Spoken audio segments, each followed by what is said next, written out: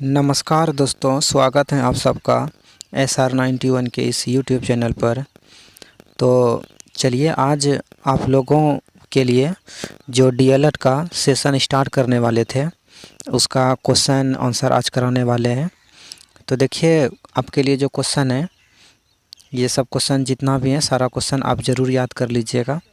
आपके एग्ज़ाम में पूछे जाने वाले प्रश्न है, संभावित प्रश्न है।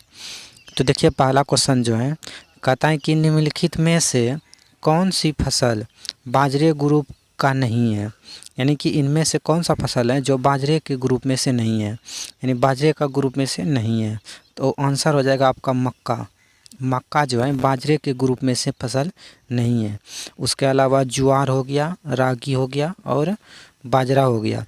ये तीनों बाजरा ग्रुप का ही फसल है, क्योंकि ये तीनों का छोटा छोटा दाना का आकार होता है। यानी ये तीनों फसल का दाना का जो आकार होता है वो कैसा होता है, छोटा होता है। उसके अलावा मक्का का जो दाना होता है वो बड़ा साइज का होता है, इसीलिए मक्का जो है बाजरे ग्रुप में से फसल नहीं आएगा। चलिए क्वेश्चन नंबर 2 की तरफ चलते हैं। क्वेश्चन नंबर 2 का आता है, भारत में रेल परिचालन की शुरुआत कब हुई थी। यानी कि भारत में रेल पहली बार कब चली थी, आपसे ये पूछा है। तो भारत में पहली बार जो ट्रेन चला था 16 अप्रैल 1853 ईस्वी को। कितना अप्रैल? 16 अप्रैल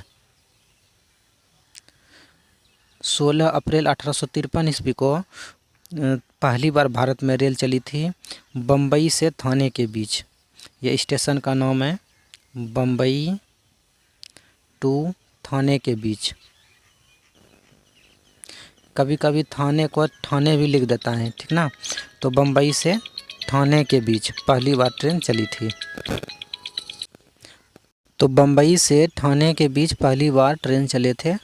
और कितना किलोमीटर पता है? तो 34 किलोमीटर। कितना किलोमीटर? 34 किलोमीटर तक चले थे। तो इतना क्वेश्चन आप ज़रूर याद कर लीजिएगा।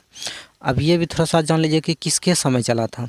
तो उस समय 1848 से 1856 तक, 1848 से 1856 तक भारत में लॉर्ड डलहौजी का शासन था। किसका था? लॉर्ड डलहौजी का। डलहौजी। तो लॉर्ड डलहौजी के शासनकाल में ही पहली बार रेलगाड़ी चले थे। तो अगर जब पूछेगा कि पहली बार ट्रेन किसके शासनकाल में चले थे, लॉर्ड डलहौजी के शासनकाल में। इसीलिए आपके पास क्वेश्चन बनेगा कि भारत में रेलवे का पिता किसे कहा जाता है, तो लॉर्ड डलहौजी को कहा जाता है। अगर विश्व में रेलवे का पिता पूछेगा किसे कहा जाता है, तब जॉर्ज स्टीफेंसन को। किसको? George Stephenson.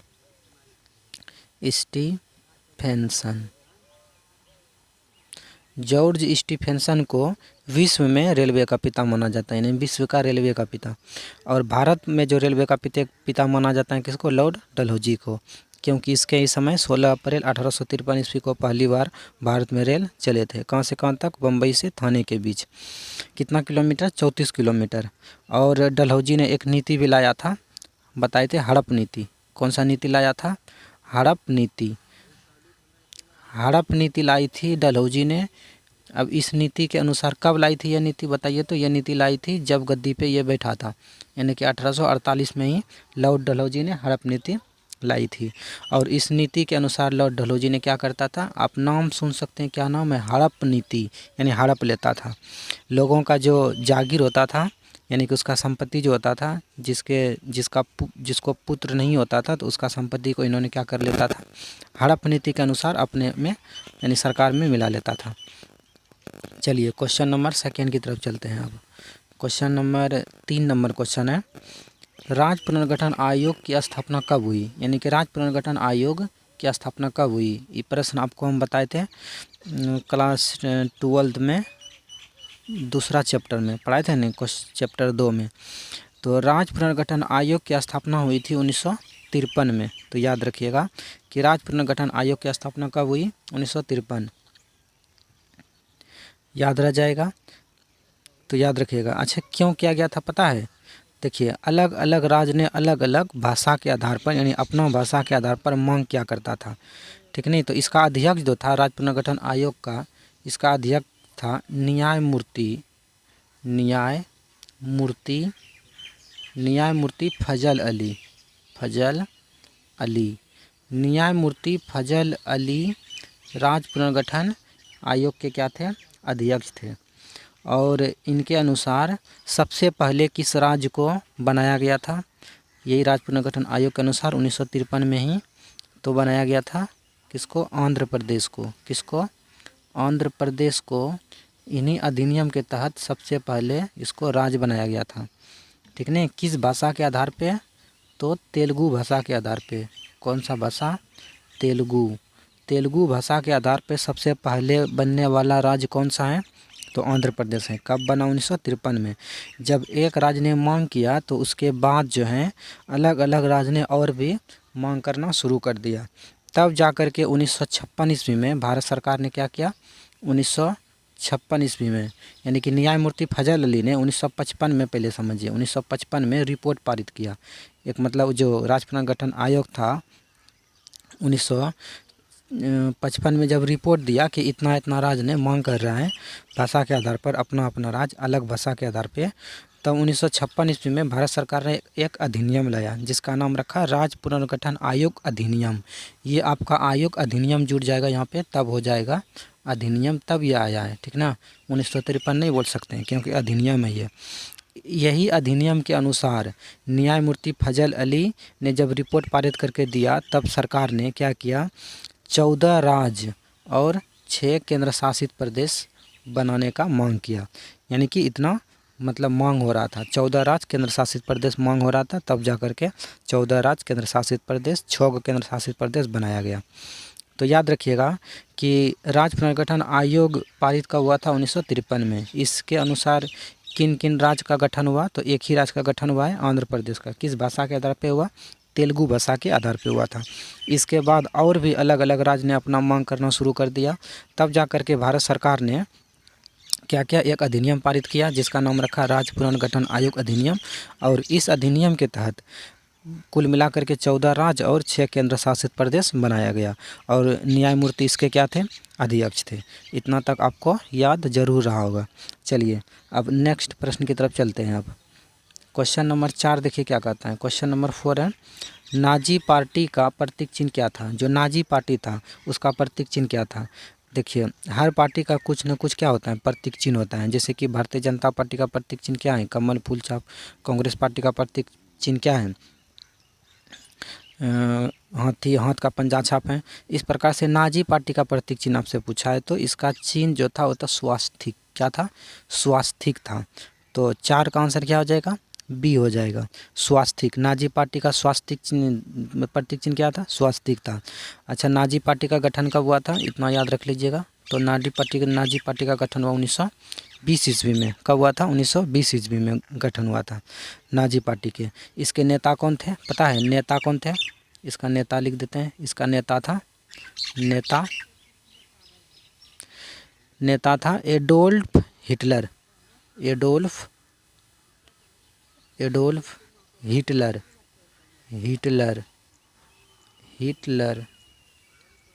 ये भारत की पार्टी नहीं है, कहीं दूसरे की है, विदेशी पार्टी हैं। चलिए नेक्स्ट क्वेश्चन की तरफ चलते हैं। देखिए अगला प्रश्न क्या है, क्वेश्चन नंबर 5। क्वेश्चन नंबर 5 कहता है कि भारत के संविधान में निम्नलिखित में से कौन समानता के अधिकार में शामिल नहीं है। यानी भारत के संविधान में निम्नलिखित में कौन समानता के अधिकार में शामिल नहीं है, यानी कौन है जो समानता के अधिकार में शामिल नहीं है। तो भारत में जो समानता का अधिकार है, अनुच्छेद 14 से लेकर 18 तक में समानता का ही अधिकार है। जैसे कानून के समान समक्ष समानता, ये भी अधिकार है संविधान में, बिल्कुल है। अस्पृश्यता का अंत, ये भी अनुच्छेद 17 में किया गया है। किसमें किया गया है, अनुच्छेद 17 में अस्पृश्यता का अंत के बारे में बताया गया है। समानता का अधिकार है, अस्पृश्यता का अंत यानी अस्पृश्यता का उन्मूलन या अंत, यानी कि छुआछूत जिसको बोलते थे। उसके बाद है रोजगार के अवसर की समानता, रोजगार के अवसर की समानता भी दिया गया, हर व्यक्ति को रोजगार भी देना चाहिए। तो ये भी मतलब संविधान के अनुच्छेद में कहीं ना कहीं लिखा गया। उसके अलावा बाद है आर्थिक बराबरी, ये कहीं नहीं है। तो यहाँ पर आंसर क्या हो जाएगा, आर्थिक बराबरी जो है इस संविधान के समानता के अधिकार में शामिल नहीं है। ऑप्शन डी क्या हो जाएगा, करेक्ट हो जाएगा। चलिए क्वेश्चन नंबर 6 की तरफ चलते हैं। क्वेश्चन नंबर 6 कहता है, किस संधि के द्वारा अमेरिकी स्वतंत्रता संग्राम को मान्यता मिली, यानी किस संधि के द्वारा, यानी कौन सा संधि के द्वारा अमेरिकी स्वतंत्रता संग्राम, यानी अमेरिका जो है वो स्वतंत्रता संग्राम की स्वाधीनता मिली, वो स्वतंत्रता पाई। तो पेरिस की संधि के द्वारा, किस संधि के द्वारा, पेरिस के संधि के द्वारा अमेरिकी स्वतंत्रता संग्राम ने मान्यता प्राप्त की। पेरिस की संधि कब हुई थी, आप बता सकते हैं। पेरिस की संधि हुई है 1783 में। कब हुई है, 1783 ईस्वी में पेरिस की संधि हुई थी। इसी संधि के द्वारा अमेरिकी स्वतंत्रता संग्राम को मान्यता प्राप्त हुई थी। चलिए, और आप इतना सा जान लीजिए कि 1789 ईस्वी में अमेरिका में पहली बार क्या बना था, संविधान बना था। कब, नया संविधान बना, कब, 1789 ईस्वी में। इसीलिए अमेरिका में पहला संविधान बना था सबसे पहले। तो 1789 ईस्वी में जब पहली बार अमेरिका में संविधान बना तो वहाँ का जो सरकार बना था, यानी वहाँ का जो पार्टी था, वो पार्टी का नाम क्या था, तो वो पार्टी का नाम था कांग्रेस। क्या नाम था, कांग्रेस। उस पार्टी का नाम था कांग्रेस। और कांग्रेस को क्या कहा जाता है, पता है, कांग्रेस को कहा जाता है संसद, यानी कब पार्टी, कांग्रेस का ही दूसरा नाम क्या है, संसद है। यही संसद के तहत, यानी कांग्रेस संसद के तहत अमेरिका में जो पहला राष्ट्रपति बना वो बना था जॉर्ज वाशिंगटन। कौन बना था, जॉर्ज वाशिंगटन। कौन बना, जॉर्ज वाशिंगटन अमेरिका के पहले राष्ट्रपति बने। तो अमेरिका में पहला संविधान कब बना, 1789 ईस्वी में। पेरिस की संधि कब हुई, 1783 ईस्वी में। तब जा कर के 1789 में, यानी कि 6 साल बाद क्या हुआ, अमेरिका में संविधान बना। संविधान बनने के बाद कौन सा सरकार बना, यानी सरकार वहाँ पे क्या था, संसद का नाम क्या था, कांग्रेस। कांग्रेस को क्या कहा जाता है, संसद। अमेरिका में संसद को क्या कहा जाता है, कांग्रेस। और कांग्रेस की तरफ से, यानी संसद की तरफ से कौन अमेरिका के राष्ट्रपति बने, पहले राष्ट्रपति, तो पहला राष्ट्रपति बना जॉर्ज वाशिंगटन। कौन बना, जॉर्ज वाशिंगटन। चलिए, इतना तक आप समझ गए होंगे। अब अगला प्रश्न की ओर चलते हैं। चलिए, क्वेश्चन नंबर 7 देखिए क्या कहता है। 7 नंबर क्वेश्चन कहता है कि भारत में संप्रभु कौन है, भारत में संप्रभु कौन है, बताइए। तो भारत में संप्रभु जो है वह जनता। कौन है, जनता जो है भारत में संप्रभु है, यानी कि जनता जो है भारत में संप्रभु है, क्योंकि जनता अपने आप में निर्णय लेने में क्या रहता है, स्वतंत्र रहता है। तो भारत में संप्रभु जनता में निहित है, लेकिन संसद के माध्यम से इसका संचालन किया जाता है। पर इसका जो संचालन किया जाता है किसके माध्यम से, संसद के माध्यम से किया जाता है। कहता है कि संप्रभु शब्द का आशय जो है, भारत न तो किसी अन्य देश पर निर्भर है और न ही किसी अन्य देश का यहाँ पे डोमिनियन है, यानी शासन है। और यह अपने मामले या अंदर का मामला हो या बाहरी मामला हो, सभी में निर्णय लेने में क्या है, स्वतंत्र है। तो इसी को क्या कहते हैं, संप्रभु। यानी कहने का मतलब साफ साफ अर्थ बोले हैं, साफ साफ अर्थों में कहें तो संप्रभु का अर्थ होगा कि अपने आप में खुद में निर्णय लेने में स्वतंत्र हो, तो उसे क्या कहते हैं, संप्रभु कहते हैं। जैसे भारत किसी अन्य देश पर निर्भर नहीं है, अपने आप में निर्णय लेने में क्या है, स्वतंत्र है। तो वहाँ यहाँ पे कौन है, बताइए, भारत में संप्रभु कौन है, यहाँ पे जनता अपने आप में निर्णय लेने में क्या है, स्वतंत्र है। चलिए क्वेश्चन नंबर 8 की तरफ चलते हैं। 8 नंबर प्रश्न है, तारिक ए दाऊदी नामक पुस्तक के लेखक कौन थे। तो तारिक ए दाऊदी नामक पुस्तक के लेखक मेगा सीरीज नहीं है, ये सब नहीं है। इसका आंसर है अब्दुल्ला जाहिर। क्या नाम है, अब्दुल्ला जाहिर। ये तारिक ए दाऊदी नामक पुस्तक के क्या थे, लेखक थे। आपको जब विजयनगर साम्राज्य पढ़ाए थे तो उसमें हम बताए थे कि तारिक ए दाऊदी नामक पुस्तक के लेखक कौन थे, तो अब्दुल्ला शाह। कौन था, अब्दुल्ला शाह। तो याद रखिएगा इतना, ये अब्दुल्ला शाह जो था जहांगीर के शासनकाल में लिखा था इन्होंने पुस्तक। अब्दुल्ला शाह ने कब लिखा था, जहांगीर के शासनकाल में। जहांगीर का जब शासन था भारत में, उस समय अब्दुल्ला शाह ने क्या लिखा था, ये तारिक ए दाऊदी नामक पुस्तक लिखा था। ये पुस्तक में कहाँ से कहाँ तक इतिहास मिलता है पता है, तो ये जो पुस्तक है इसमें अब्दुल्ला शाह का जो पुस्तक है तारिक ए दाऊदी, इसमें दिल्ली के शासक था कौन, बहलोल लोदी। कौन था, बहलोल लोदी था।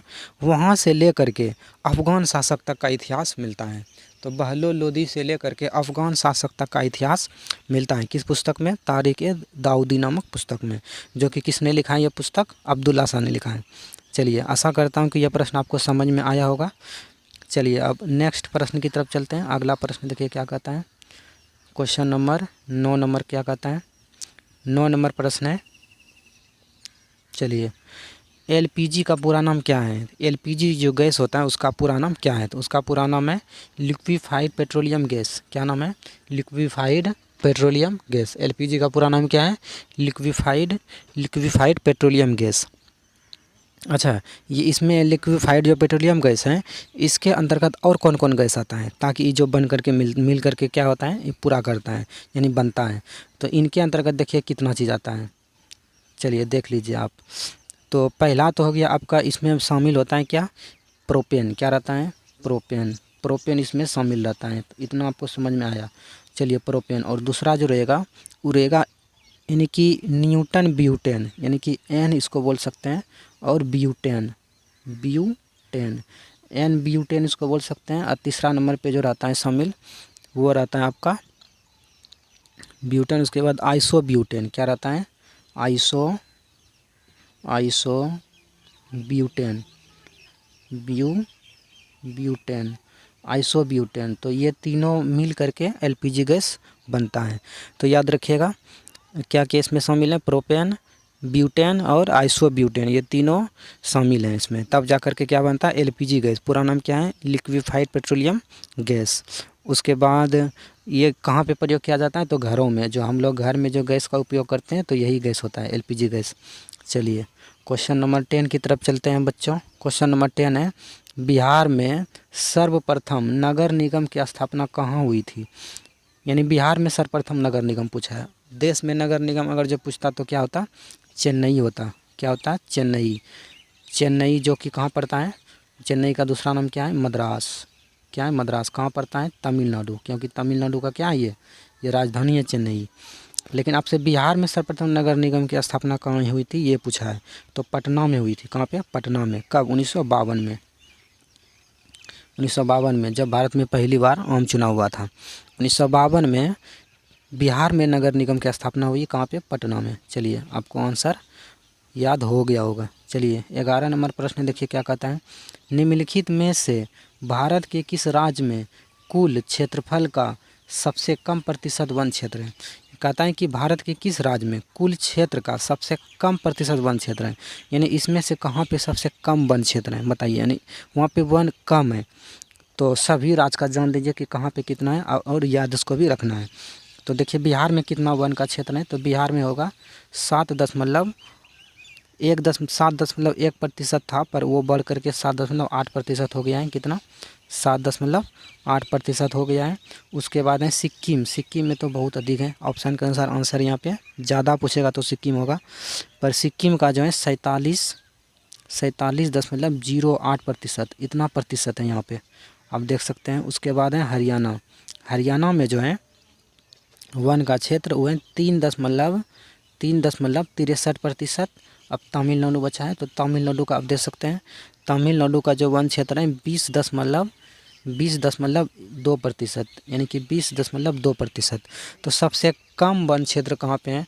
तो हरियाणा में। कहाँ पे है? हरियाणा में। तो अब इसका आंसर क्या हो जाएगा? हरियाणा, क्योंकि हरियाणा में कितना था? 3.6%। चलिए क्वेश्चन नंबर कितना नंबर हो जाएगा? क्वेश्चन नंबर अब हो जाएगा आपका 11 हो गया, 12 नंबर प्रश्न होगा। चलिए 12 नंबर प्रश्न कहता है, चलिए देख लीजिए, इनमें से कौन सा जीव है जो केवल भारत में ही पाया जाता है? आपको 10 क्लास में हम बताए थे, इनमें से कौन सा जीव है जो केवल भारत में ही पाया जाता है? तो वह है गंगा में रहने वाला जो मछली है जिसको डॉल्फिन कहा जाता है, ये केवल भारत में ही पाया जाता है, डॉल्फिन। तो गंगा डॉल्फिन है, केवल भारत में ही पाया जाता है। 2009 ईस्वी में भारत का राष्ट्रीय जलीय जीव घोषित इसको किया गया, यानी गंगा डॉल्फिन को 2009 ईस्वी में भारत का जलीय जीव घोषित किया गया। क्या कहा गया? जलीय जीव, यानी भारत का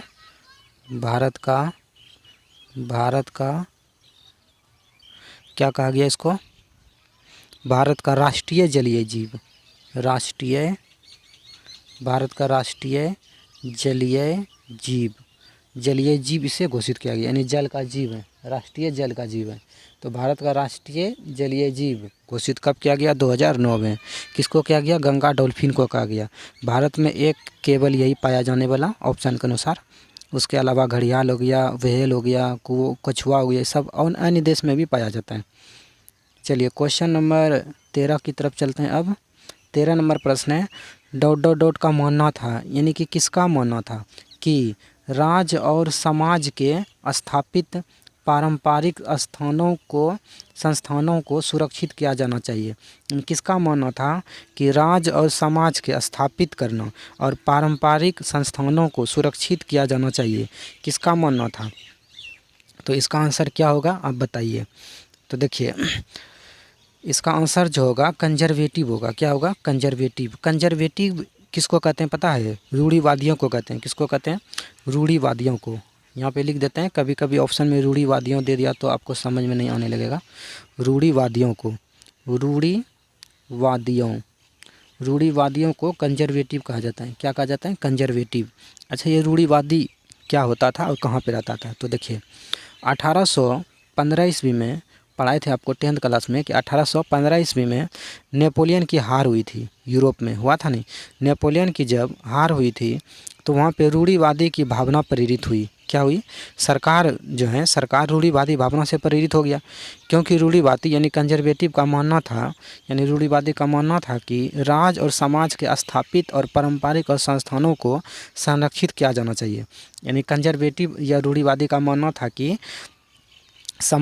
राज्य और समाज के स्थापित और पारंपरिक और स्थानों को सुरक्षित किया जाना चाहिए। तो किसका मानना था?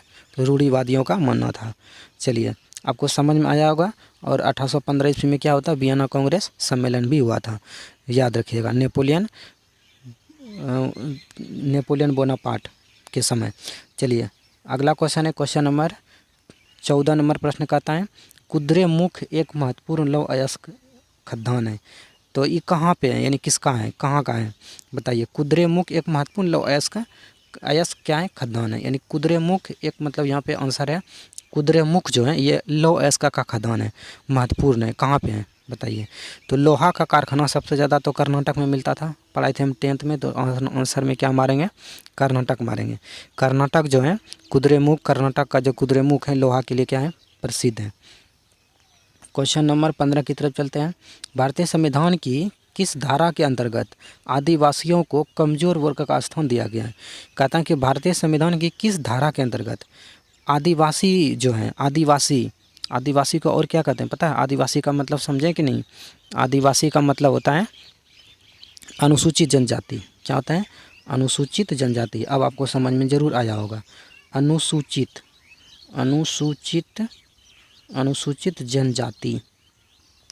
जनजाति। अब ये अनुसूचित जनजाति क्या होता है बताइए। तो एक होता है अनुसूचित जनजाति, एक होता है अनुसूचित जाति। तो अनुसूचित जाति जो होता है वो होता है एससी, और अनुसूचित जनजाति जो होता है ये होता है एसटी। क्या होता है? एसटी, यानी सबसे छोटा जो जात होता है वो होता है। तो उसको आदिवासी भी कहते हैं। उसको किस संविधान संशोधन के अंतर्गत आदिवासियों को यानी अनुसूचित जनजाति को कमज़ोर वर्ग का स्थान दिया गया? यानी कमज़ोर वर्ग का क्या दिया गया था? स्थान दिया गया था। तो किस अनुच्छेद के तहत बताइए। तो अनुच्छेद 342 के तहत। किसके तहत? अनुच्छेद 342 के तहत। ऑप्शन ए नंबर क्या होगा? बिल्कुल करेक्ट हो जाएगा। चलिए आपको समझ में आ गया होगा 15 नंबर प्रश्न। क्वेश्चन नंबर अब कितना हो जाएगा? 15 तो कंप्लीट हो गया है। चलिए क्वेश्चन नंबर 16 की तरफ चलते हैं। अब 16 नंबर प्रश्न कहता है, सीमांत गांधी किसे कहा जाता था? यानी सीमांत गांधी के नाम से किसे जाना जाता है? तो आपको बताए थे हम क्लास 10th में भी और 12th में भी कि सीमांत गांधी के नाम से जाना जाता है खान अब्दुल गफ्फार खान को। इसको और भी कहा जाता है फ्रंटियर गांधी भी कहा जाता है। सीमांत गांधी को खान अब्दुल गफ्फार खान, एक तो ये नाम हो गया आपका, उसके बाद खान अब्दुल गफ्फार खान हो गया, और एक नाम है इसका फ्रंटियर गांधी। क्या नाम है? फ्रंटियर। तो लिख देते हैं हम फ्रोसनचुक अनुस्वार टोरसिका यूरो, फ्रंटियर गांधी। तो फ्रंटियर गांधी के नाम से भी इसे जाना जाता है, सीमांत गांधी को, याद रखिएगा। इनको जो है भारत सरकार ने 1929 ईस्वी में खुदाई खिदमतगार यानी सर्वेंट ऑफ गॉड आंदोलन की शुरुआत माना जाता है। ठीक नहीं? तो देखिए इसके बारे में और अभी कुछ जान लीजिए आप, इसके बारे में थोड़ा बहुत और जानिए। इन्होंने एक आंदोलन शुरू किया था। किसने? खान अब्दुल गफ़ार खान ने एक आंदोलन शुरू किया था जिसका नाम था खुदाई खिदमतगार। खुदाई खिदमतगार लिख देते हैं हम, खिदमतगार। खुदाई खिदमतगार आंदोलन था जिसको हम कहते हैं, इसको एक और नाम दिया जाता है सर्वेंट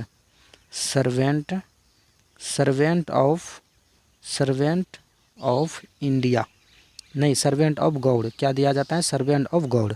सर्वेंट ऑफ गॉड आंदोलन इन्होंने क्या किया था, शुरू किया था। किसने? खान अब्दुल गफ़ार खान ने।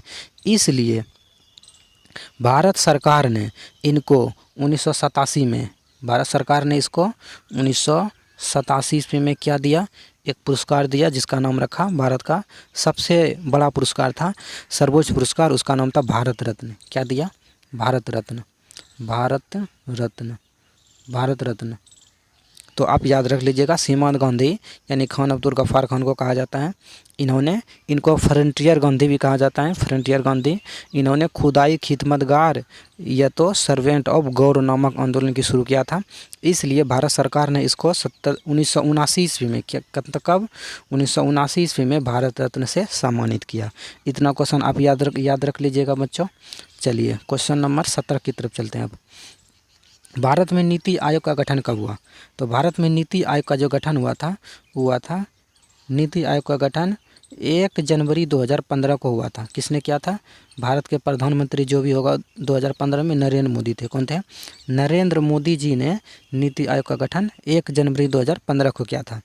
क्योंकि इससे पहले जो देश में चल रहा था वो था योजना आयोग। क्या था? योजना आयोग। आपको योजना आयोग के बारे में बताए थे हम, योजना आयोग थे। योजना आयोग का गठन हुआ था 15 मार्च 1950 को। 15 मार्च 1950 को योजना आयोग का गठन हुआ था। कहीं पे ऑप्शन नहीं है। उस समय देश के प्रधानमंत्री थे कौन? पंडित जवाहरलाल नेहरू। तो पंडित जवाहरलाल नेहरू के समय योजना आयोग का क्या हुआ था? गठन हुआ था। तो योजना आयोग का ही दूसरा नाम क्या है? नीति आयोग। तो योजना आयोग जो था इनको 31 दिसंबर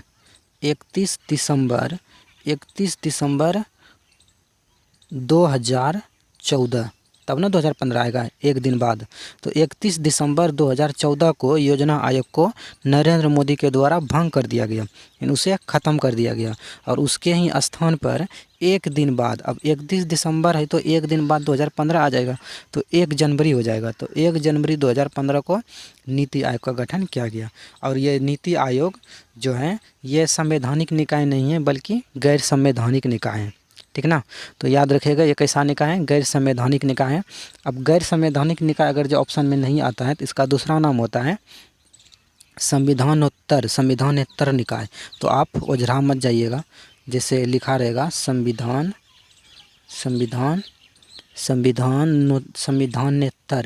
संविधानेतर का मतलब नेगेटिव ही दर्शा रहे हैं निकाय।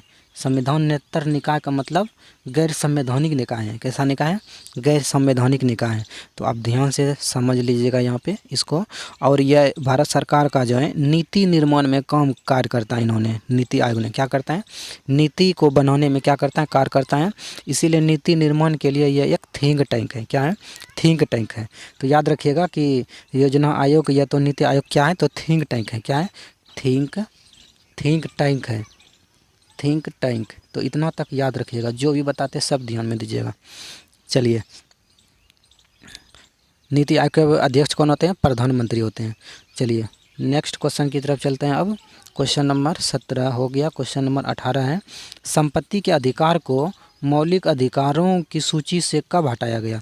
तो ये भी प्रश्न हम बताए थे कि संपत्ति के अधिकार को मौलिक अधिकारों की सूची से हटाया गया। यानी कि मौलिक अधिकारों की संख्या कितनी थी? 7 थी। वर्तमान में कितना है? 6 है। ये 7 खत्म हो गया है। तो जो 7वां मौलिक अधिकार था वो था संपत्ति का अधिकार, उनको क्या कर दिया गया है? हटा दिया गया है। कब? 44वां संविधान संशोधन। 44वां संविधान संशोधन 1978 में आई थी। कब? 1978 में। इसके अनुसार संपत्ति के अधिकार को मौलिक अधिकार से क्या कर दिया गया है? हटा दिया गया। और हटा करके किया है क्या? तब हटा करके इसको कहाँ जोड़ दिया बताइए? तो इनको हटा करके भाग 12, संविधान में कितना भाग है? भाग 25 है, कितना है 25। तो भाग 12 में कहता है कि भाग 12 में भाग 12 के अनुच्छेद, अनुच्छेद का मान है अनुच्छेद 300, पक्का 300, अनुच्छेद 300 के को ब्रैकेट में रहेगा को या तो ए, को के तहत इसको कानूनी अधिकार बना दिया गया। क्या बना दिया गया? कानूनी अधिकार। तो पूछेगा इसको कानूनी अधिकार किस अनुच्छेद के तहत बनाया गया? तो अनुच्छेद 300 के को के अनुसार। किस भाग के अनुसार बनाया गया? तो भाग 12 के अनुसार। अब पूछेगा कि संपत्ति का अधिकार अभी वर्तमान में कहाँ रखा गया है? तो भाग 12 में। अनुच्छेद किस में? अनुच्छेद 300 के ए में रखा गया है। किस में? ए में। कैसा अधिकार है? ये कानूनी अधिकार है। संपत्ति का अधिकार कानूनी अधिकार है, बल्कि मौलिक अधिकार नहीं है। मौलिक अधिकार थे पहले, लेकिन इसको 44वां संविधान संशोधन करके क्या कर दिया गया है? हटा दिया गया है। चलिए क्वेश्चन नंबर 19 की तरफ चलते हैं। 19 है, विश्व में सबसे अधिक वर्षा किस स्थान पे होती है? तो विश्व में सबसे अधिक वर्षा जो होती है वो होता है मानसिम राव में। कहाँ पे? मोहसिन राव पढ़ो या तो मानसिम राव पढ़ो। ये मानसिम राव जो है मेघालय में। कहाँ पे है? मेघालय में पड़ता है। तो वहाँ पे ये वर्षा कितना होता है पता है? वर्षा, तो ये वर्षा जो होती है 1141 सेंटीमीटर। कितना होता है? 1141 सेंटीमीटर वर्षा होती है। कहाँ पे? मासिन राव में। ये कहाँ है? मेघालय में है। चलिए क्वेश्चन नंबर 19 की तरफ चलते हैं। क्वेश्चन 19 तो हो गया ना, अब क्वेश्चन नंबर कितना होगा? 20 होगा। 20 नंबर क्वेश्चन यहाँ पे है, ठीक ना, 26 नहीं है। उसके बाद में खनिज और जीवाश्म ईंधन। कहता है कि खनिज और जीवाश्म ईंधन गैर नवीकरणीय संसाधनों के उदाहरण हैं। खनिज और जीवाश्म ईंधन जो हैं ये गैर नवीकरणीय संसाधनों के क्या उदाहरण हैं? जो उनके गठन के लिए लग जाते हैं, यानी कितना साल लग जाते हैं, यही पूछा है। यानी खनिज और जीवाश्म जो है ये एक गैर नवीकरणीय संसाधन है। कैसा संसाधन है? गैर नवीकरणीय संसाधन है। यानी कि इसको बनने में कितना समय लग जाता है? तो लगभग लाखों वर्ष लग जाते हैं। कितना? लाखों वर्ष लग जाता है। तो आपको जितना भी क्वेश्चन हम बताएं आज, लगभग 20 प्रश्न बताएं। कितना? 20। तो आप 20 प्रश्न को याद कर लीजिएगा, क्योंकि जो आपका सामान्य ज्ञान है यानी जीके जो है उससे आपके एग्जाम में 20 प्रश्न ही रहेगा। और 20 प्रश्न किससे रहेगा? साइंस से रहेगा। कुल मिलाकर के 40 प्रश्न होता है जीके और जीएस से। तो आशा करता हूँ बच्चों कि आपको समझ में आ गया होगा। यहाँ तक आज रहने देते हैं। जय हिंद, जय भारत।